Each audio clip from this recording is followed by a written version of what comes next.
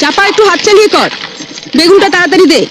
তোর মেজ দাবা ডালের সঙ্গে বেগুন ভাজা না পেলে মুখে ভাতই তুলতে চায় না। আজ তুই এসেছিস দেরি করে, জানিস তো সকালে সবাই স্কুলে যাবে, অফিসে যাবে। ডালটাও তো এখনো সাদলাসনি। আর একটা গ্যাস জ্বালা। আজ দীপা আবার বলেছে কুরকুরে আলু ভাজা চাই।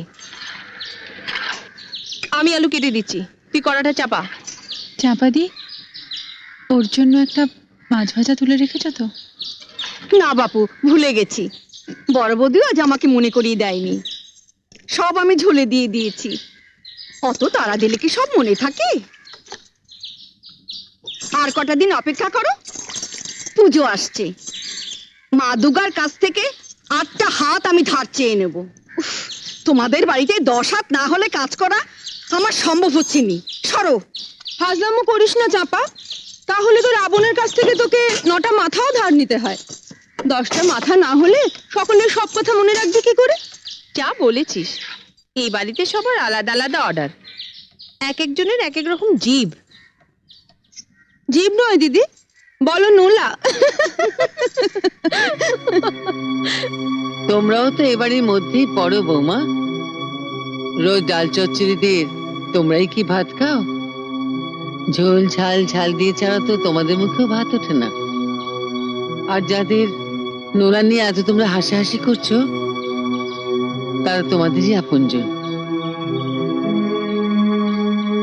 জয়া মা, তুমি আর দাঁড়িয়ে থেকো না, চঞ্চলের ভাতটা বেড়ে নাও। আজ না হয় চঞ্চলকে আমি বলে দেবো মাছের ঝোল দিয়ে ভাত খেয়ে নিতে। যাও। রান্নাঘরে সবাই মিলে ঢুকলে ধাক্কাধাক্কি হবে, তাই দাদাদের খাবারটা বাড়া হয়ে যাক, তারপর না হয় ওর খাবারটা বেড়ে নেবো মা। কিন্তু আপিস তো সব একসঙ্গেই যাবে বৌমা।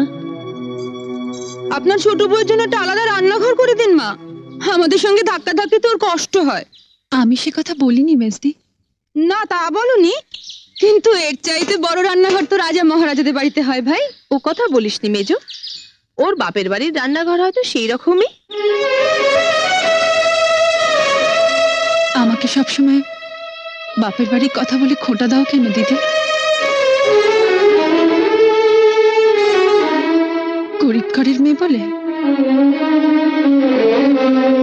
তাতে কি, বিয়ের পর মেয়েদের পরিচয় তো আর বাপের বাড়ি দিয়ে হয় না, শ্বশুর বাড়ি দিয়েই হয়।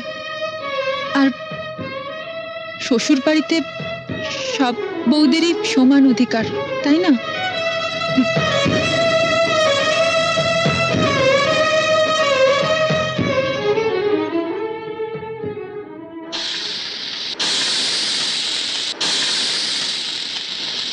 চাপা দি, সরো, ভাতটা বাড়ি।